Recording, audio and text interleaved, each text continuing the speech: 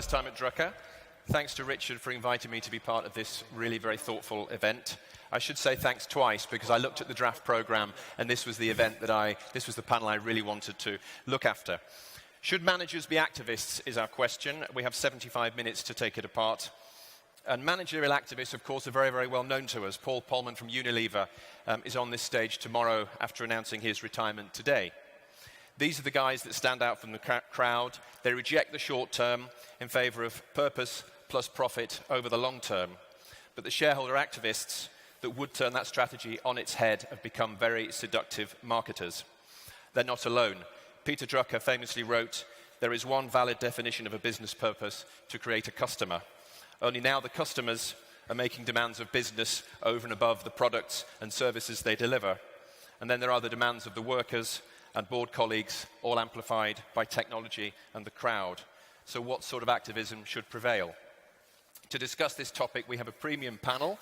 The biogs are all in the book, so I won't go through them, but very briefly, from the far left, Nicolas Colin, who's the co-founder and director of The Family, which is a pan-European firm that provides a platform for entrepreneurs to operate and scale. He's also adjunct professor at the Sciences Po School of Public Affairs in Paris.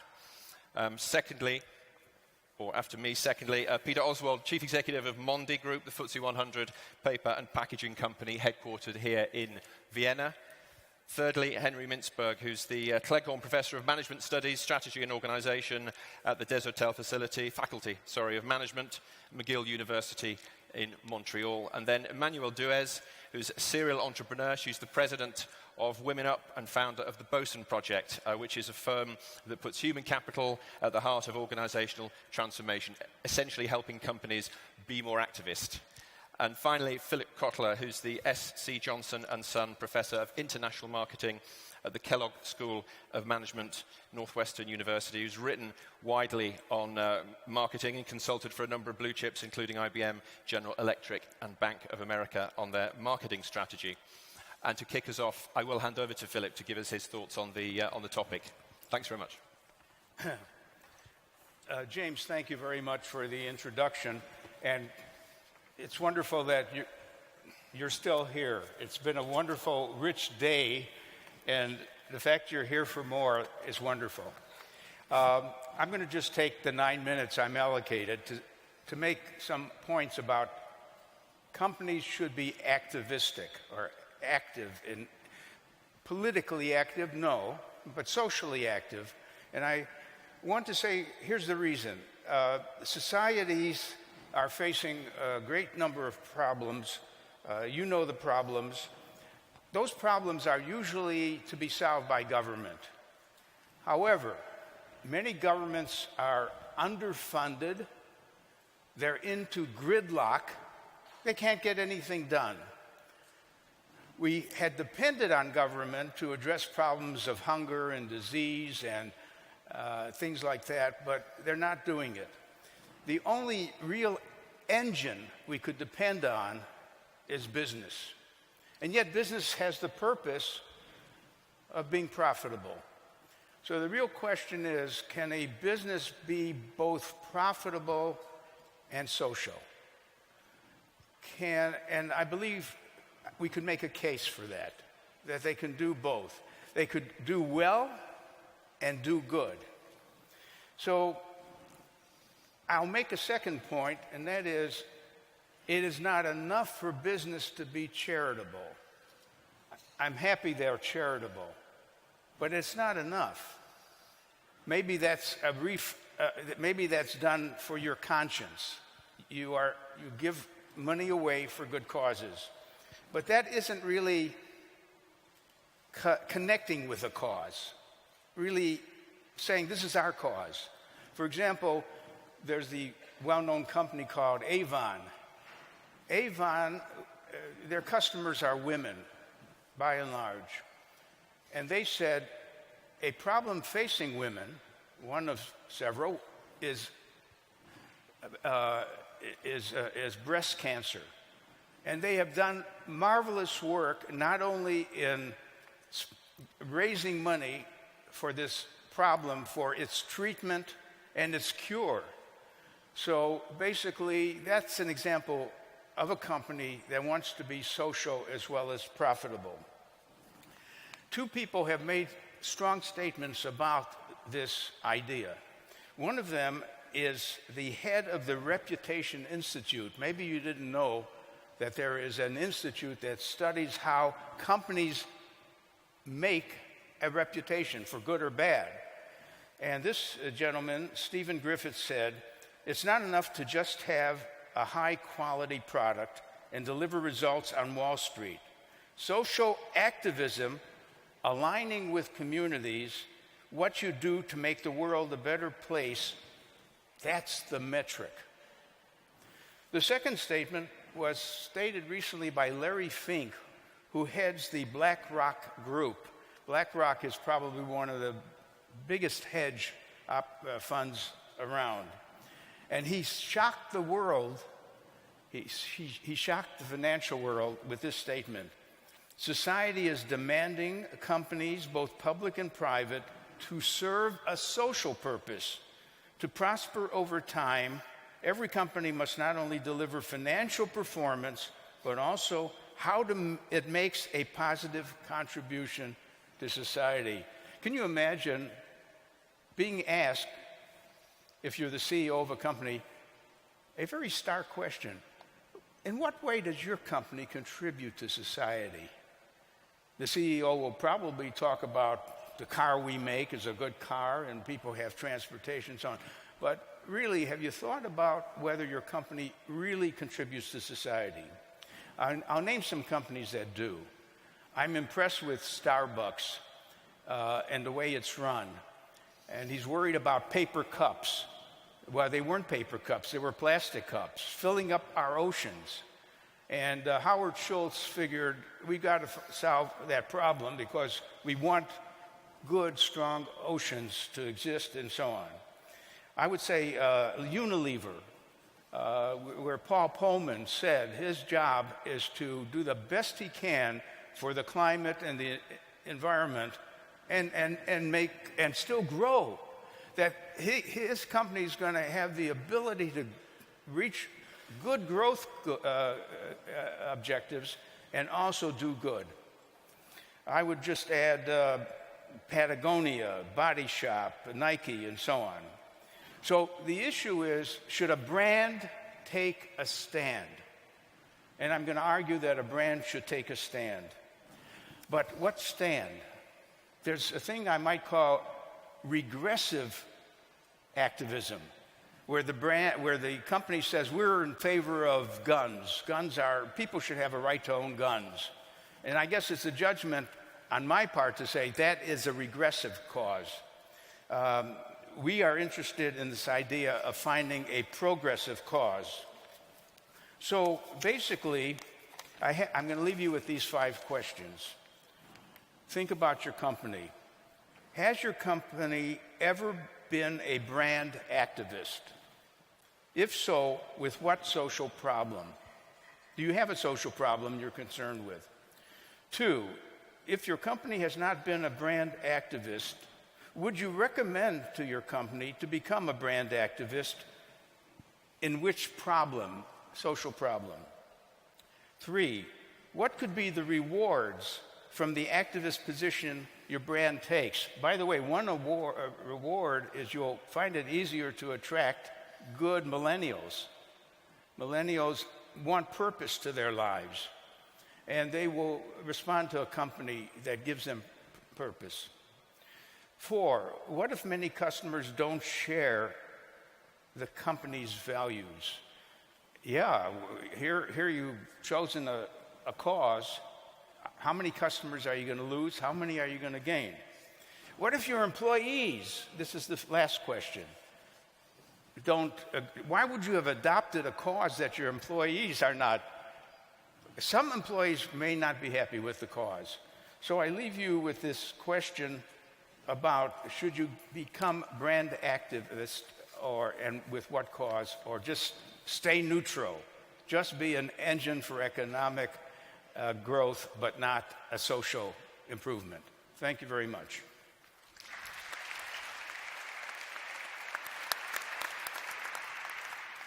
Philip, just one question before we move on. The companies that you cite, the good examples that you give, do you think they enjoy financial success because of the brand activism or in spite of it? I couldn't hear your... Do you think the companies that you cite, do you think they're enjoying financial success because of the brand activism or in spite of it? You know, cause and effect is a difficult question. I had never thought about that. Maybe Henry, who knows the answer to almost everything, will get to that. Sure. I said almost. Over to you, Henry.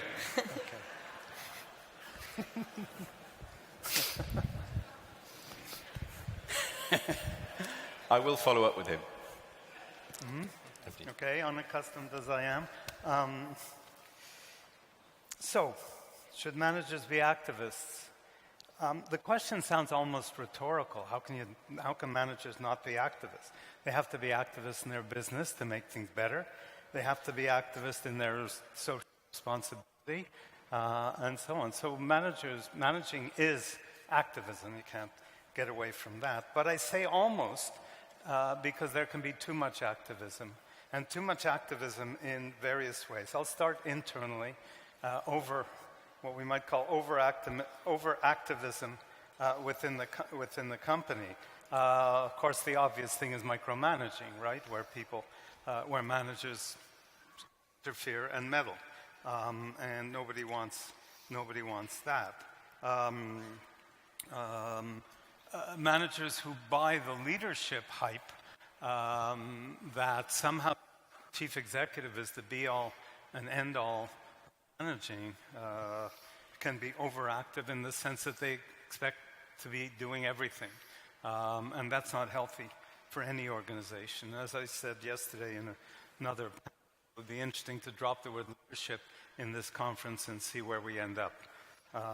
Could be quite interesting. If a bell went off, like a buzzer went off, every time somebody used the word leadership, it could be interesting. What we have too much of, I've got a new book coming out called Bedtime Stories for Managers, and the subtitle is Farewell to Lofty Leadership, Welcome Engaging Management. And engaging management is not micromanaging. Engaging management is simply on the ground knowing what's going on. This idea that we have top management, it's just a metaphor, and it's a silly metaphor. No company uses the word bottom management. Well, I think if they don't use the word bottom management, they should be forbidden from using the word top management because it's just as much a metaphor. So think about that.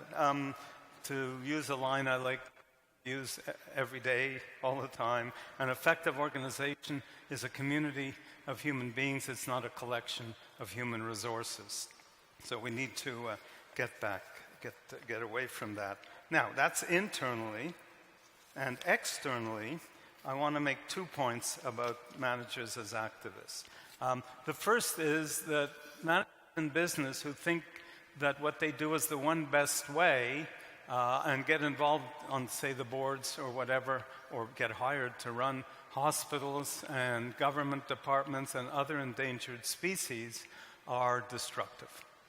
Because hospitals and governments are very different kinds of animals. And the one best way of business is not the one best way for these other organizations, but it's not so much of it is also not the one best way for business itself anymore. We've got too much disconnected management or lofty leadership.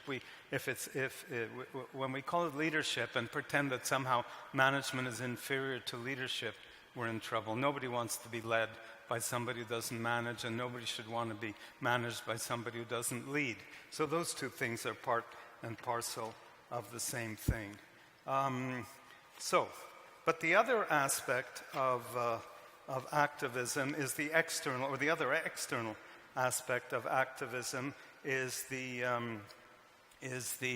relationship with society and taking corporate social responsibility too far.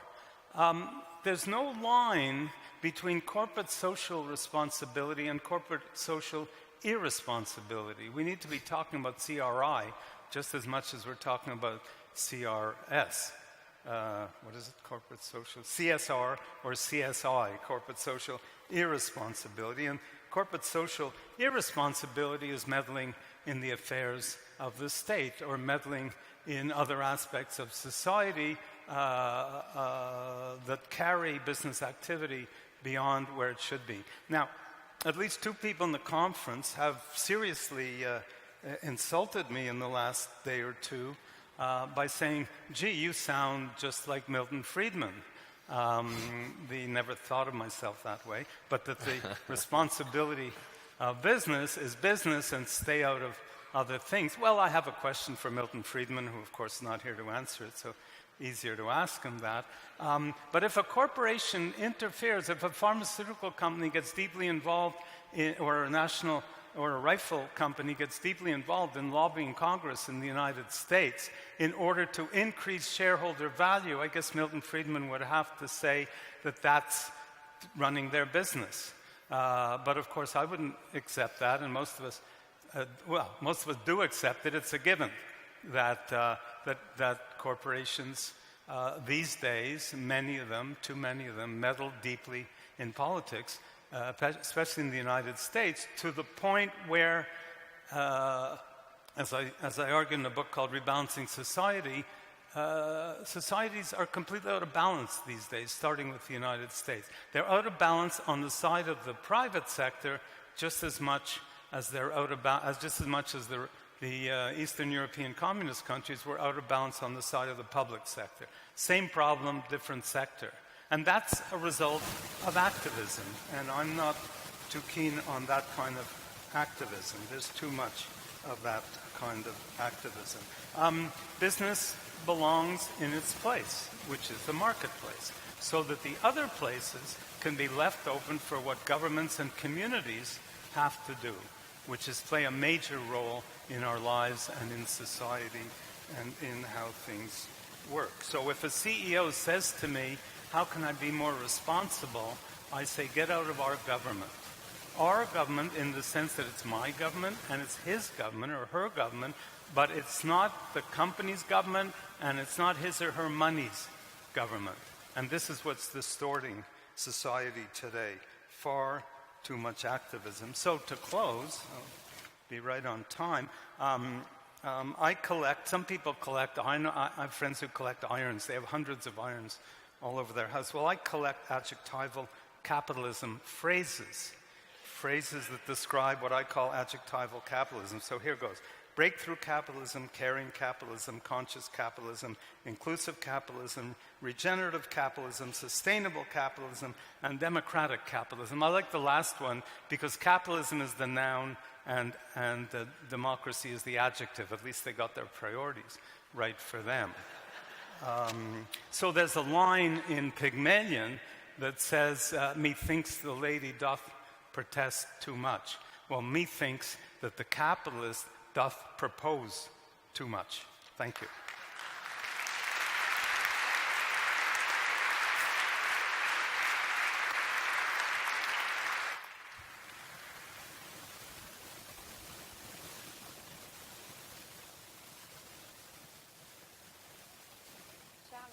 No, it's better that way. I don't get the echo.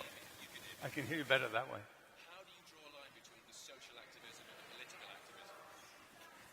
Well, that's the flying. Well, I'm not, social. Close it. I'll repeat the question. How do you draw the line between social and political activism? The question is, how do you turn on the microphone? Yeah. The question is, you say there's too much activism, and then you are keen on this, the dividing line between social activism and political, and I just wonder, who is the arbiter? Where do you draw the line? Well, it's not an easy line to draw, but I would draw the line in terms of out of the marketplace, where a company competes, it can do wonderful social things. It can pollute less, it can build windmills, it can do all kinds of other things that are socially responsible and socially helpful. Where business starts to get into politics or get into how society should be managed, including going into the boards of hospitals and saying, I know better how to run this place, then they've crossed the line. I'll come to Emmanuelle in a second, but one question on Slido for you, Henry. How do managers police you talked about CSI, corporate social irresponsibility. I mean, are you advocating more whistleblowers? Absolutely. I mean, sure. And more recognition. I mean, look, let me be honest, and some people won't like this, but pharmaceutical companies in many countries are allowed to price so that people die for want of medicine that could be both affordable and profitable, just not obscenely profitable. A patent is a patent is a monopoly granted by the government. The government has an obligation to watch those patents, and in some countries they do, but almost in no countries do they do that properly. It's one of 100 examples of how we've gone completely over. I mean, rifle manufacturers is the obvious example in the US, but it's another example. Last comment, the Supreme Court of America, in a decision called Citizens United, legalized bribery. Bribery is legal in America today. That is, you can donate to your heart's content to political parties. It is destroying democracy in the United States, and it's harming democracy in many other places.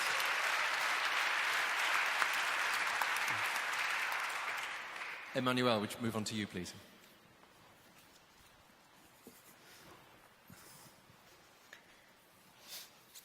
To address the subject of activist organization, I would like to start with a short story. I am on the board of a major French company, a family business of 100,000 employees. A few months ago, the board, the new management, and the shareholders got together to discuss the following question: is Amazon a friend or a foe? 4 years ago, Amazon was not in our radar. But since then, Amazon has become our main competitor, with a platform value proposition very different from the retail in-store value proposition of the company I'm talking about, and with an American-like culture of bulldozer processes, very different from those of the French, who have a more paternalist culture, which is rounder, softer, slower, more human, sometimes too human. After a deep reflection, after a deep introspection, they asked themselves 4 questions that were crucial for their survival. Is it possible to imagine a system of value creation and thus of performance that restores human capital as a central focus? Yes. Is it possible to go to war using very different weapons and most of all, a different philosophy and ethic regarding entrepreneurship and business? Yes. Is it possible to become an activist in a new way when you are struggling as a paternalist, traditional retail company? Yes. And finally, do we still have the time to dream of other models of performance and growth? Yes. This meeting led to a radical choice. They decided not to compete with Amazon on Amazon's own terms. Where Amazon wields the weapons of technology and processes, they decided to leverage their human capital. They are gambling that it will be their people who will make the difference, who will win clients over. They profoundly believe that another model of capitalism is possible, and they are working to create it. This corporate activism has a role, not only of the brand or the managers, but also of the shareholders, of the board, is the kind of activism I would like to talk about. An activism that requires a humanist ethic and the courage to reinvent capitalism. I believe in this corporate activism for the future. So to me, the question is not, should organizations be activists in society, but do they have the luxury of not being activists in society? And I think they don't. The first reason is that the people relationship to works have changed. In a postmodern and apocalyptic world where 60% of the vertebrates have disappeared, and where we hear that we have 4 to 12 years to reverse the trend before it's too late, now more than ever, Committing to companies has to make sense.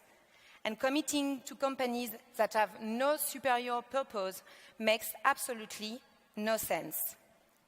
And what is the situation of commitment today within companies? Gallup polls and other surveys show quite clearly largely disengaged social bodies all over the world. Thinking I don't care, it's just a job is not acceptable anymore in a world which needs rebuilding, where companies must play a major role. This lack of engagement that harms the necessary transformation of most companies today could be solved by making a turn towards activism, which can supply purpose, values, and impact. Commitment and activism are linked.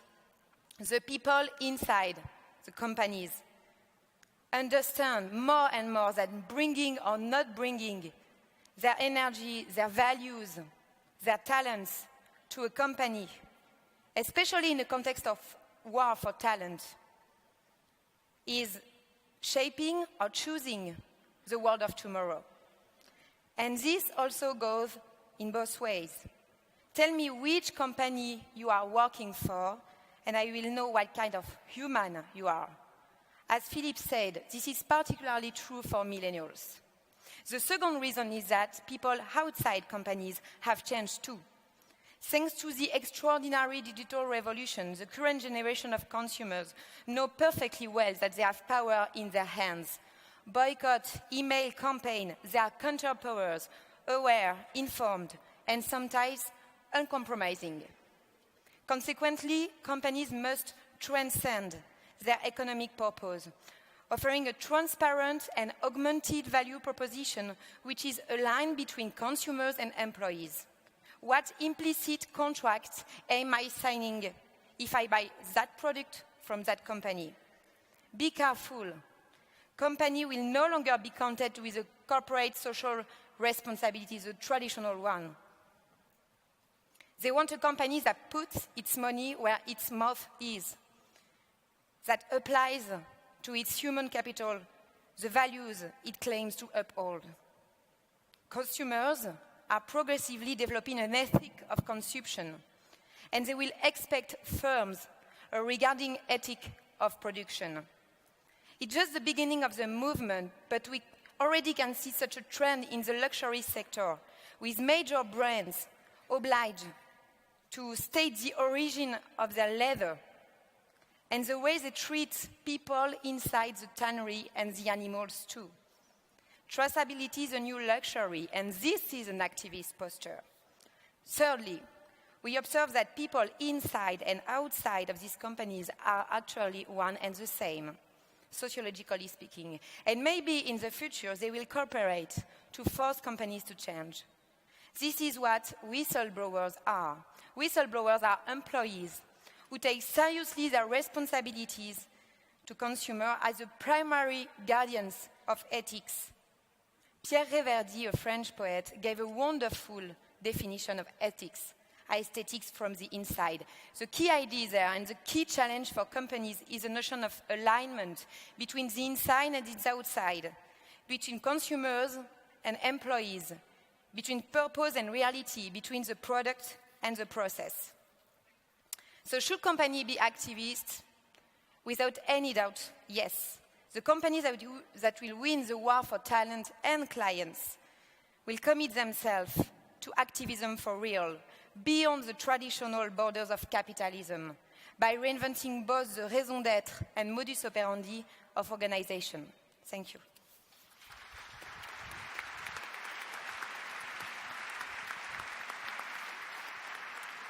Thank you, Emmanuelle.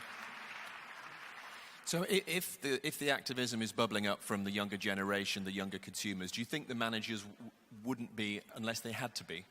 I mean, they're being told by their workers and their customers. It's very much a sort of bottom-up revolution, if you like. For the young generation? Yeah. Yes, I think the young generation is bring a message of hope on this subject. They are the managers and the leaders of tomorrow. And when we study very precisely the psychological deal they have with the companies, we can see it's evolving a lot. For baby boomers, for instance, the deal was, I give you my commitment, I engaged, but I want security, I want psychological and material security in exchange. For the X generation, the deal is, okay, I will engage myself, I will commit, but in exchange, I want employability. For the new generation, for the millennials, the Gen Y, the Gen Z, etc., you have a context very different. You have a situation of competencies obsolescence, and you have the job insecurity everywhere. And so they are looking for a place to blossom. And they have a kind of identity relationships to company. This is the reason why you have a link between activism and commitment. And in a context of crisis of commitment within companies, I think companies don't have the choice to move on this subject. And people today, millennials, are just workers, employees, but tomorrow they will be the leaders of our companies. Okay, thank you very much. Move on now to Nicolas, Colin, some perspective on activism, particularly in the tech world. Sure. So when my two business partners and I founded the family, my firm, 5 years ago, we had this very odd idea that growing a successful startup in Europe very much resembled running for president in the US. It's because there are striking resemblances between growing a startup and running for president. It all begins with doing things that don't scale in New Hampshire and Iowa. Then you need to find your early adopters with the first version of your product. Then you need to raise a lot of money to scale up at the scale of an entire nation in consecutive rounds. Then you need to execute very fast until election day. And if you win the election, it's like when a startup finally discovers its business model. It ceases to be a startup, following Steve Blank's definition of a startup, to become a company. And when a campaign leads to winning an election, it's time to govern and to face a new kind of challenges. And so we modeled our approach to investing on that idea. And we decided that our job as investors was about educating our founders and teaching them to be even more ambitious, to be driven by a mission, and to take very bold risks along the way. In other words, we teach them to be activists. Then I realized, studying tech companies and the nature of digital markets, that being an activist is not only a marketing trick. It's actually rooted in a very important microeconomic feature that explains most of the digital economy today. So it's nothing new. You've been hearing that a lot. We're going through a paradigm shift, and we're leaving the Fordist economy of the 20th century to enter the digital economy, or what I call the entrepreneurial age of the 21st century. And this entrepreneurial age is explained by the rise of two general-purpose technologies, which are computing and networks. So there's more and more computing power in the world. There is computing power in personal computers, in smartphones, but more and more in every device. Computing is becoming ubiquitous. Also, individuals all over the world are more and more connected with one another through vast networks as they're using the same applications every day. And so it makes it possible for companies to orchestrate interactions between individuals. It makes it possible to collect vast amounts of personal data, and it makes it possible to harness the power that is vested in those billions of individuals that are using networked applications on a day-to-day basis. And in that world dominated by computing and networks, there's a very important feature that explains competition on digital markets, and that is increasing returns to scale. Increasing returns to scale is when a company is racing ahead of its competitors, which eventually leads through powerful feedback loops to seizing most of the market in what very much resembles a natural monopoly. And so in such markets, governed by increasing returns to scale, there is no room for 2 or 3 dominant companies. It's a race with only one winner. You either win the race thanks to superior increasing returns to scale, or you lose and you're evicted of the market and you're seen as an also round. And so it's very much like an election. Again, if you win, you're president. If you lose, you're bound to be a footnote in history books, as the saying goes. And so it all explains why tech entrepreneurs and the managers that work with them act like activists. It's because they know they have to win this thing, otherwise there won't be room for them on the market. Again, there's only room for one GM on the market. There's no room for a Ford or a Chrysler right behind a GM. That's the nature of digital markets. However, there are limits to that kind of activism. And what's interesting is that those limits are set up by the individuals using applications themselves. So I have 2 examples which will sound very familiar to you. First is Uber. Uber is a company that has been an activist company pursuing the cause of convenient end-to-end transportation in cities. But on the way to pursuing that mission, they encountered a lot of problems. And at some point, the customers of Uber decided that they didn't like the way the company treated women, and they didn't like the way the company treated drivers on their platform. And so the company started losing trust of their own customers. And so they had to revise the way they acted as activists, including by replacing their CEO. Another example is Facebook.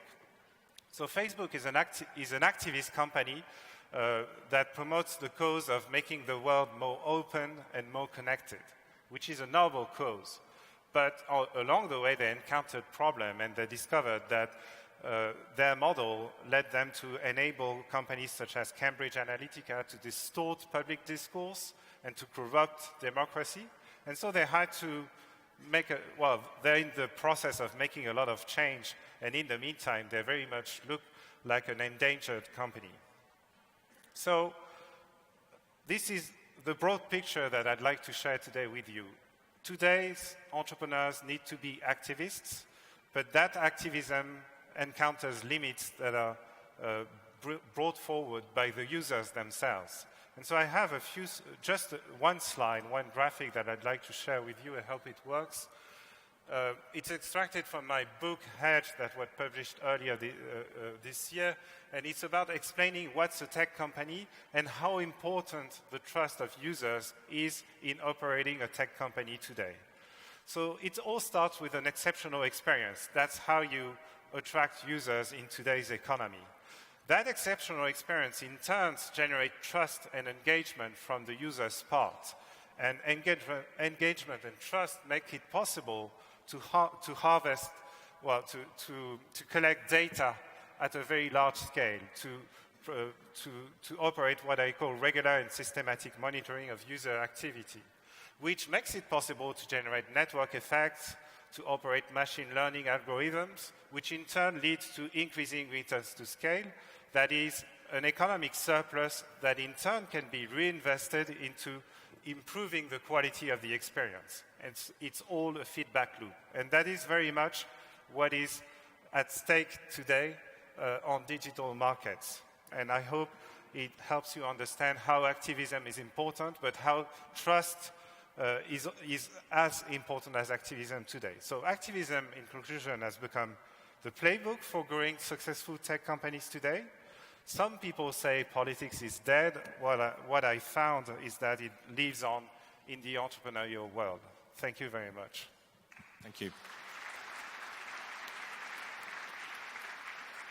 So the tech giants are the activists, but it's about getting the right sort of activism, I guess. And to name-check the name of the conference, if anything went wrong at Facebook, it seems the machines were fine. Actually, it was the human dimension in this instance is why Facebook has gone off course. Yes, absolutely. that's because you need to remember that you're an activist, but it's ultimately about serving your users with that exceptional experience I was mentioning. If that experience turns to be mixed, not that exceptional, or generate add negative externalities, then you have to correct course. But it demands a lot of sensitivity to the market, which apparently they didn't have. Okay, thank you. And our final speaker, Peter, with a view from the boardroom. Yeah, thank you, James. It's great to be here, and I feel very privileged to sit here with professors I've read 35 years ago and had to learn by heart, so I'm not sure I can add anything to what you said. I mean, should managers be activists? I think the answer is very simple, and that's always the best answer. If you don't have one, you say it depends. And as Henry already said, Milton Friedman says the business of business is business. And that was when shareholder value was the only game in town. And fortunately, we've overcome this development. And of course, every company, every CEO, every board has a wide obligation because we influence society. So if I say it depends, I mean, I want to cluster it into the good, the bad, and the ugly. I think it is good to be an activist if this represents really what your company does or what the values of your company are. So for instance, in my case, Mondi, a packaging and paper company, we are leading in the fight to reduce plastics in packaging. And so if I am outspoken or if our company is outspoken on that subject, that's obviously good. If we say we've reduced our CO2 emissions, we speak out in that sense, and you name that social responsibility, I think it's also good. So in this way, I'm very much supportive of being an activist. Now, in speaking out, and I will come to a few other aspects. The bad is, and that has to do more with the egos of many CEOs, to talk about daily political things. So obviously you feel flattered because you're asked by journalists what you think about Brexit, about Trump, about the latest increase in interest rate from ECB on this and that, the newest political decision which was taken. And I think it's a bad habit to speak about it. And there is research which clearly shows that and the question is why. It is because you have no mandate from your company. So you have to keep your ego under control because it's not about you, it's about your company. And if you speak out in favor or against Trump or Brexit or whatever it might be, first, there are probably 50% or so of your employees who say, I mean, what he's talking about, that's not the position of the company, like Mondi, it's his personal thinking. Customers are thinking about it. And there was a field test done which showed that CEOs who strongly speak out lose market share because those who agree with them, so to say, don't buy more, but many feel offended and say, why does he say that or she say this or that? And then there is the ugly. And the ugly is obviously lobbying behind the scenes and in secrecy. Now, there are, the risk then the aspect is what do some companies want to do? So they say, and I heard that a bit from Phil, so states have no money and shouldn't companies take over? And I think there is some truth in it because we believe that a company has responsibility, but we also have to be aware about some risks. So I recently heard a CEO of a very big multinational, and he said, look, bashing of governments, these guys don't understand it, they are too far away from reality, so I as a CEO, we as a company, we will sort out a lot of things. Because we are global, the others, they are just thinking in their small world of nationalities, so we as a company, we solve the problems. Now, as a Democrat, I'm a bit worried about, so is this company and is their management deciding what, in this case, digital environmental policies are to be done? Or in different words, I think it's very good that Mondi fights plastic in packaging, but I would not want a world where Mondi writes a law how that should be changed. So we have democratically elected bodies, and they have to stand up. For instance, it is up to a democratically elected parliament to say, for every ton of or kilogram of plastics you consume, you should pay a certain tax. It's beyond the reach, so to say, of companies to do it. The other thing is then that some companies are pushed to do more, and obviously there is also a limit to it because it must not become a fraud against the shareholders. So I give you an example. If we had let's say a gas energy system, and someone said you should install a solar system, which is better environmentally, and this solar system would cost twice as much, and I just spent, or our company spent 100 million building a solar system, which costs even more money in running it,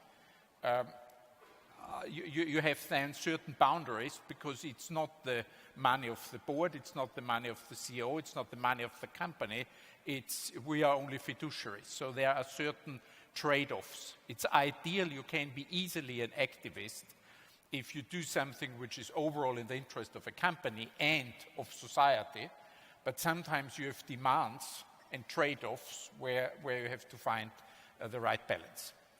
And then I also wanted to touch on the subject of shareholder activism, because that plays very much into this as well. So shareholder activism, for those who are not so familiar with it, is a shareholder takes a 2 or 3% stake in your company and then says you should spin off your division, or you should slash your marketing costs or R&D, or whatever they will say. And again, there is the good, the bad, and the ugly. Historically, it was founded I think it came up in the 90s, when you had complacent boards, old boys networks, who just had their corporate jet, their easy life, and these people came in and they woke them up, and I think that's very legitimate. Now, we come to the bad, or actually, what has happened then was actually that a lot of corporate governance reform took place. So you have, like today in the UK, you can't be on the board for more than 9 years. The chairman and the CEO must be different people, different to the US, and I think that's a serious problem in the US. You have different chairs of various committees who must not be the chairman of the board to have a sort of balance of power. You have an independent director, and so on and so on. So you would expect that shareholder activism has become less, but actually it has become more, and it's now coming to Europe. So it was a big issue in the US, a very rare issue in Europe. Now it's getting very big. And I know a number of companies, because they are our suppliers, our customers, or I know them by other ways and means, and there it is very much about short-termism. So sell this underperforming unit, but not because it's bad, but you build something up. So if a company and if a board comes to the conclusion, we want to develop something at the expense of short-term profit, because we invest in R&D, we build something up, I ask myself, is it fair that a 2 or 3% shareholder can actually change it all? And the big problem we have today, in the cases I know, is that you have a silent majority shareholder base who do not necessarily support it, but on the other hand, they lean back and say, if this pushes up the share price by 6%, okay, long term it's not the best, but then I sell the shares and buy something else. And that's a dilemma I don't know how to solve. And then obviously you have the ugly things where this activist shareholder work together with a private equity group who would maybe like to buy this division, and other things. So in a nutshell, unfortunately I don't have the easy answer. It's not yes or no. I think a company and a CEO has to be very thoughtful and selective on which subjects there is really a company position where you should take a position, and on all other subjects, shut up, because no one is an expert in everything, and you should not you should not feel your employees and your customers, so to say, being one-sided, especially if it's about party politics. Thank you, Peter. Thank you.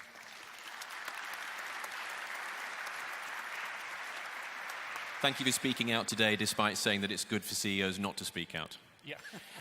On the point of corporate activism, given that this is something that's come from the States into the UK, you as a CEO of a big company, do you run your company differently, given the sense that at any time there could be a shareholder who pops up on Twitter and says, do this or do that?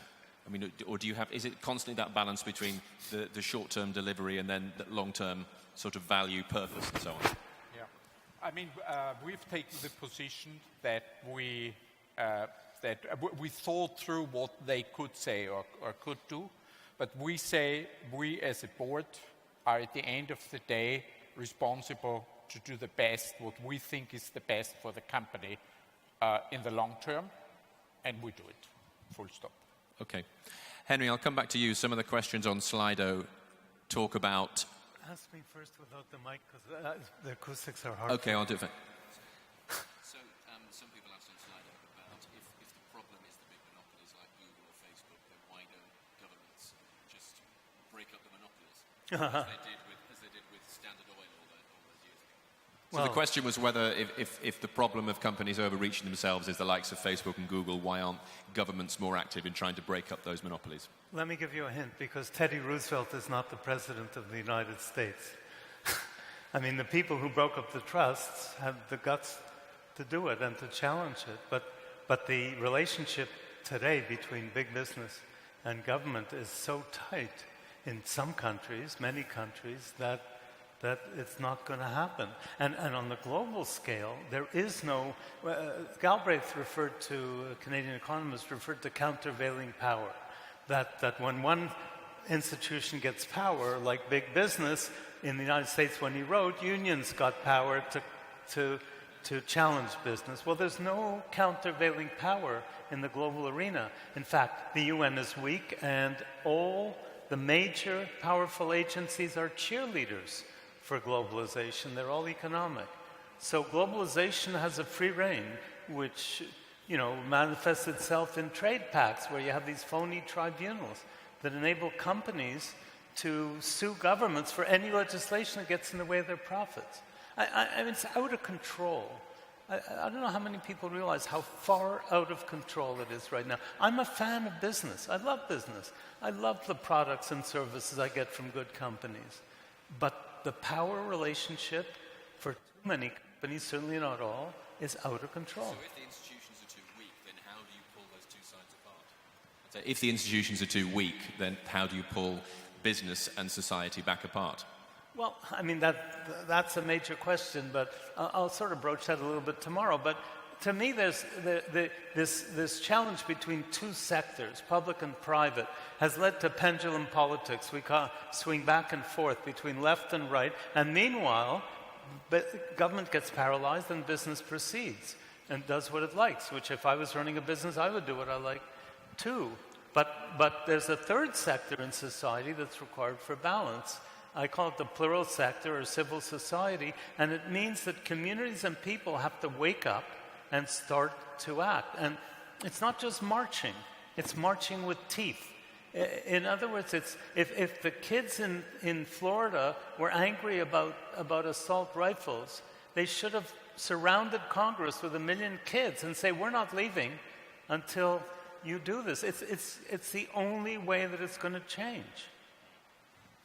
Philip, I was going to ask you, is there ever a circumstance you think where big business, where corporations, in pursuing this sort of social activist agenda, can take the role of government? Well, can I answer a different question? Well, you haven't answered any of mine yet, so please, as you wish. I like to be consistent. Because I'm taken with Henry's position because we are a little at the opposite end of things. And I say there should be more activism and social activism, and he says there's excessive. It's going to get excessive. It's going to take you away from running your business. I think capitalism is on the way to destroying itself unless it starts taking some responsibility for the state of the society.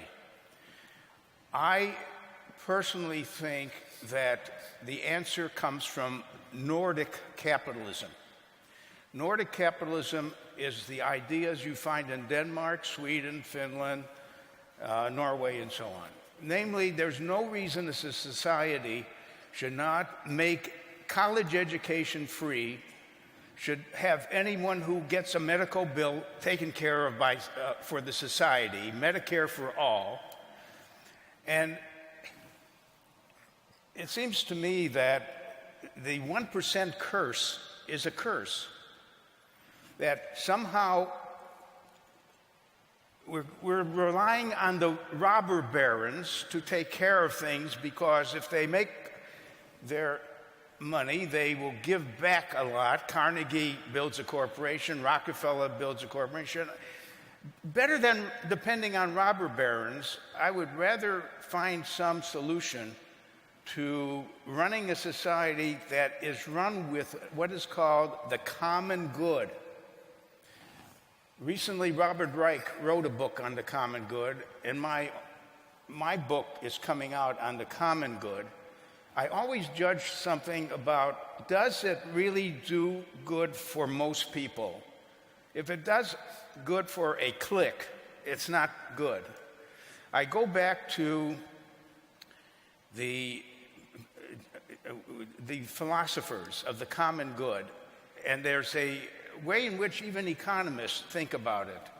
Namely, there's some policy sometimes that will hurt some people, but it may be a good policy for the common good.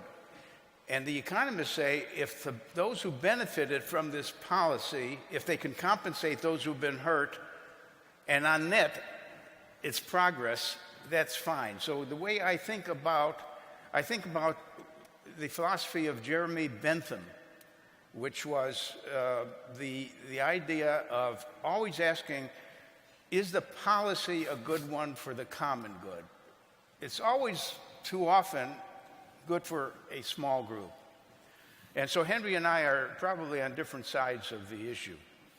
We should have sat you at the opposite ends. Just want to ask you, Peter, the corporations are always permitted, if you like, by their shareholders to have social purpose and to engage and invest in society, if you like, but as long as the profits carry on. So we're kind of at the end of that 10-year bull run now on the Dow. If companies haven't got it right yet, then the chances are they're not going to get it right in the next few years when things get harder, are they? Yeah, I would agree. I mean, if a company is doing well, then everyone feels happy and they say, go on. But I think at the end, it's the courage of management and the board to say, we have a brand, we stand for something. That is important for our customers, that's important for our employees, and we carry through even if it means that our profits are short-term lower, but it's a risk. But I always think, being CEO is anyhow risky, so take the risk. You should do what is right, or what you think is right, because sometimes one is wrong, but at least one should try hard to do the right thing. And if other people think at a certain point in time, no, that was wrong, or that's too long-term thinking, or whatever, you're wasting money, then they have the chance in UK every year to vote you down. Emmanuelle, do you agree it's a risk? I mean, I think, as you said, it's a risk that managers have to take. Yes, I think I believe in business, I believe in companies. I'm not sure that you have, just to add something on Henri, I'm not sure you have the three sectors, public, private, and civil society, because civil society is inside companies too. And maybe we can leverage on company to change the world in the context of political decay. So yes, I believe in business, I believe in companies, I believe in management, and I believe in leadership. And I think the main challenge nowadays is for managers and for leaders to take their responsibility. Activist companies and activist world needs activist leaders and activist investors. Because it's not only the question of the CEO, it's a question of the investors too. And so we need people to take their responsibility and to make things change inside society. And I'm convinced that we can be, we have a kind of beacon on this subject because companies are changing. And it's not for me only a question of Nordic companies. I can take two examples. Michelin, for instance, today is a favorite employer of American millennials.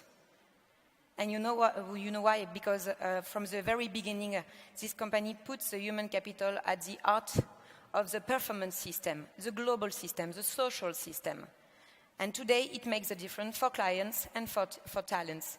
I can take another example. It's Yves Rocher, a natural cosmetic company. 70 years ago, Yves Rocher launched his business. Nowadays, it's a business of 18,000 people. And at the heart of his entrepreneurial project was a political project to make the difference and to create an ecosystem linking together workers, farmers, citizens, employees, the environment, a real society. And nowadays, if you go to La Gacilly in Brittany, in France, you can see what corporate activism could do for good. It's not social or profitable. It's all together. Okay. Nicolas, given your experience with startups, is it easier, do you think, to be a managerial activist if you're a private company before you brought the external shareholders in? And then if so, how do you sort of take that ambition and that culture forward? Well, apparently, if you consider the previous generations of tech companies, it's much easier to be agile and innovative if you're a private company, because on the other hand, there are a few large tech companies that are public companies that have been public companies for a long time. And I think what really made the difference in terms of activism and being able to innovate on a continuous basis is the fact that those companies are still led by their founder, like is the case at Amazon, and a very strong balance of power has been established between the company and its shareholders, usually on behalf of customers. I find Amazon a very interesting case because you hear Jeff Bezos constantly explaining that it's all about the customer, that Amazon wants to be the most customer-centric company in the world. And that's because he knows that those customers are so empowered by computing and networks that he really has to provide them with the best experience possible, with the lowest price possible, with a seamless experience through the many applications operated by Amazon. And he wouldn't be able to do that if he had to pay large dividends to the shareholders but what's interesting is that he made that point early on when Amazon went public. That was in '97, so a long time ago. And he's been relentless in reminding shareholders every year that it's not about them, it's about the customers. And that balance of power between the different parties in the corporation has made it possible for Bezos to remain an activist on behalf of his customers. Okay, thank you. I mean, Philip, Jeff Bezos often comes into this kind of debate. Is he your idea of a good activist? I'm waiting for him to become a better one.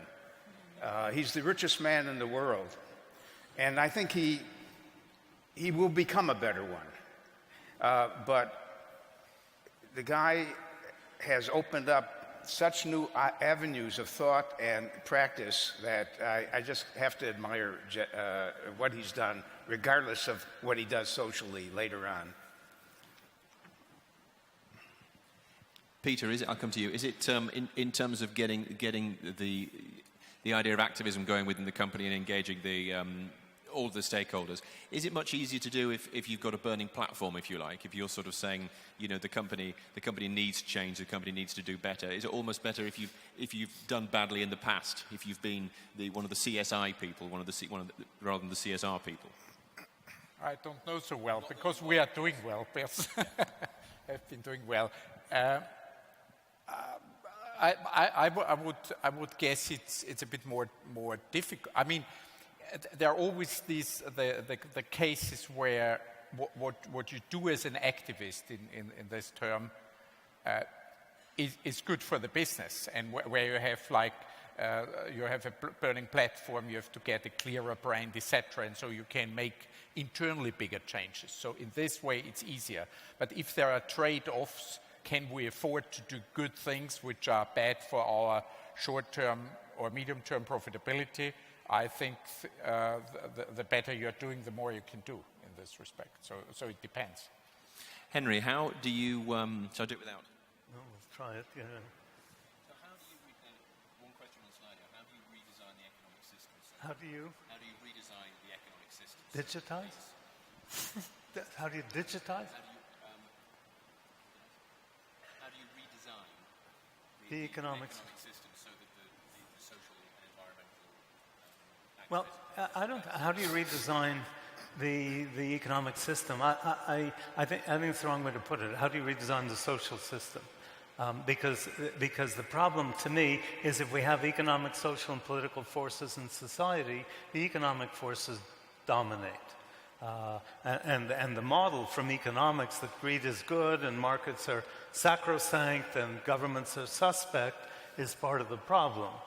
What we need, I'll keep saying it till somebody listens, but what we need is balance across the social, the economic, and the political. I wouldn't call it Scandinavian capitalism. I'd call it Nordic capitalism. I'd call it Nordic balance. Okay, the Nordic countries are balanced, and that encourages the companies to be balanced. So many of the major Danish companies are controlled by foundations and are not beholden to short-term stock market nonsense. And the reason I'm so keen on the word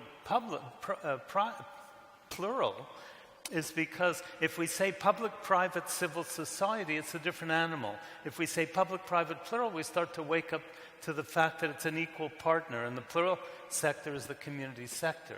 And the way we deal with these economic forces, I keep coming back to the same thing, is that all the sectors have to work together in cooperation. Right now, it seems to me they work against each other to two great. Sometimes they work cooperatively, often they work competitively.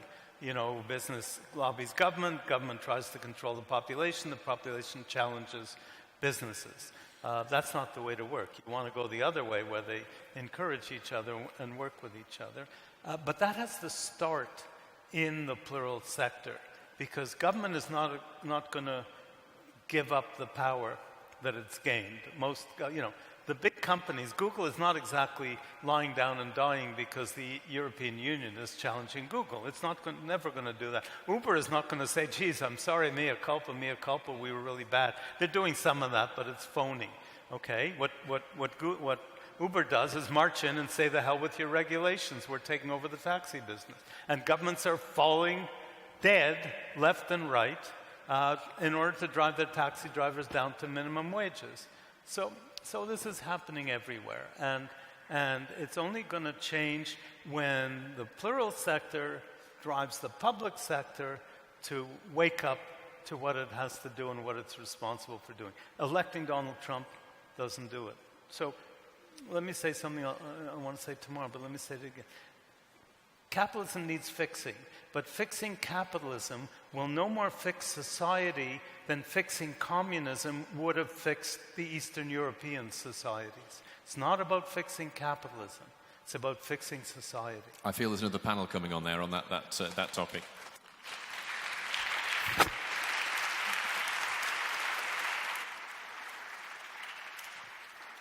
Philip, do you agree to disagree with that?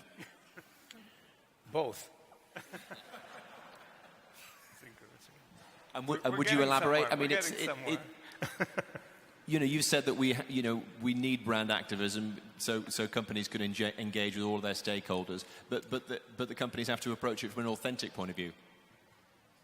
Was that for me? Philip. For Phil. Okay. Would you repeat the question? I'm saying that it's not just about, it's a sort of the type of activism that organizations go with, and I think you used the word authentic in your comments at the start. It's about how to make sure that it's not greenwash, that it actually works for all, rather than just working for the shareholders. Yeah. I think that every company will be constrained from excessive activism by its own board, if not by the top management. And so basically, we should admire companies that want to be more activist and not embarrass those who are not at all activist, because there may be good reasons to be neutral about activism, since the company doesn't want to take much risk and they rather not get caught up in that. So I'm much more Catholic about companies deciding, after hearing all of us, how active they want to be.